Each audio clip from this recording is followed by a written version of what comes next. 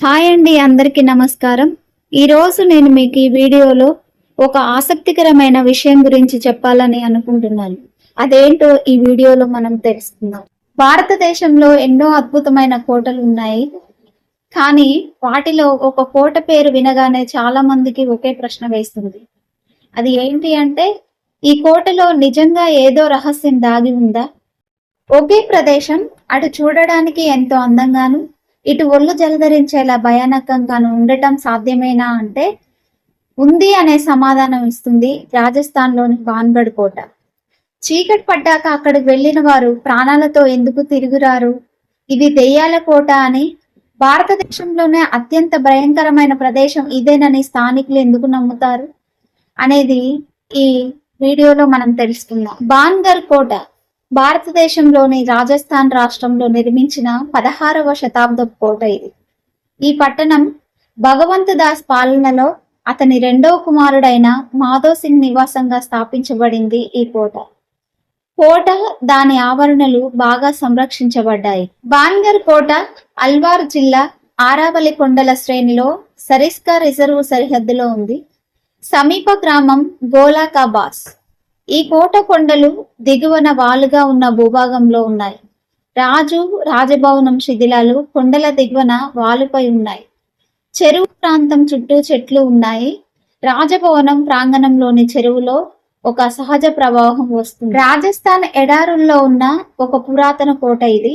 ఒకప్పుడు రాజుల వైభవానికి చిహ్నంగా నిలిచింది. కానీ ఇప్పుడు అదే కోట గురించి భయంకరమైన కథలు వినిపిస్తున్నాయి.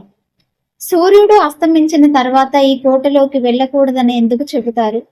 ఈ కోట వెనుక ఉన్న కథ నిజమా లేక కేవలం ఒక నమ్మకమా? ఒకప్పుడు ఈ ప్రదేశం ఎంతో అందంగా జనాలతో కలకల్లాడుతూ ఉండేది. రాజకుటుంబాలు, వ్యాపారాలు, సాధారణ ప్రజలు ఇక్కడ జీవించేవారు. కానీ కాలం మారింది.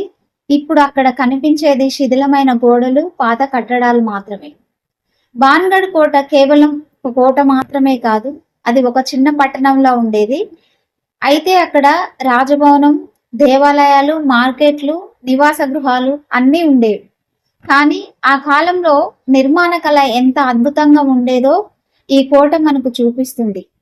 భాన్గఢ్ కోట గురించి ఎక్కువగా ప్రచారంలో ఉన్న కథ ఒక సాధువు గురించి. అది ఏంటి అంటే, స్థానిక కథల ప్రకారం బాలునాథ్ అనే సాధువు ఈ ప్రాంతంలో తపస్సు చేసేవాడని చెప్తారు.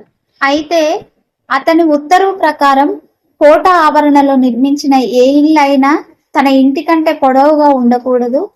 అలాంటి ఇంటి నీడ అతని ఇంటిపై పడితే అది కోట పట్టణాన్ని నాశనం చేస్తుంది. కోటకు స్తంభాలు కట్టినప్పుడు అవి సాధువు ఇంటిపై నీడ పడటంతో కోట చుట్టుపక్కల పట్టణాలు నాశనం అయ్యాయి. మరో కథ ప్రకారం ఏంటి అంటే, క్షుద్ర విద్య చేసే ఒక పురోహితుడు చాలా మంది వరులున్న అందమైన భాన్గఢ్ యువరానితో ప్రేమలో పడ్డాడు. ఒకరోజు ఆ పురోహితుడు యువరాణిని సంత వరకు వెంబడించి ఆమెకు ప్రేమ మందును ఇచ్చాడు. అయితే ఆమె దానిని నిరాకరించి ఒక పెద్ద బండరాయిపై విసిరింది. ఆ బండరాయి దొర్లుకుంటూ వచ్చి పురోహితుడిపై పడి అతన్ని నలిపివేసి చంపేసింది. అతను చనిపోయే ముందు పూజారి మొత్తం గ్రామాన్ని శపించాడు. అది నాశనమై నిర్జనమవుతుందని శపించాడు. అయితే ఈ కథకు చారిత్రక ఆధారాలు స్పష్టంగా లేవు. ఇది స్థానికంగా తరతరాలుగా వస్తున్న ఒక కథ మాత్రమే. భాన్గఢ్ కోట గురించి ఎన్నో భయంకరమైన కథలు ప్రచారంలో ఉన్నాయి. కొంతమంది అక్కడ వింత శబ్దాలు వినిపిస్తాయని చెబుతారు. మరికొందరు అక్కడ ఒక విచిత్రమైన వాతావరణం అనిపిస్తుందని అంటారు.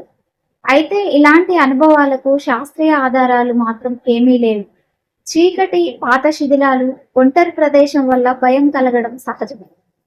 ఒకప్పుడు గొప్పగా ఉన్న భాన్గఢ్ ఎందుకు ఖాళీ అయిందనే దానికి అనేక కారణాలు ఉండవచ్చు. ఎందుకంటే యుద్ధాలు, రాజకీయ మార్పులు, నీటి సమస్యలు వంటి కారణాలు చారిత్రకంగా ముఖ్యమైనవి. రహస్య కథలు ఈ ప్రదేశానికి మరింత ఆసక్తిని తీసుకొచ్చాయి. భాన్గఢ్ కోట మనకు ఒక విషయం చెబుతుంది.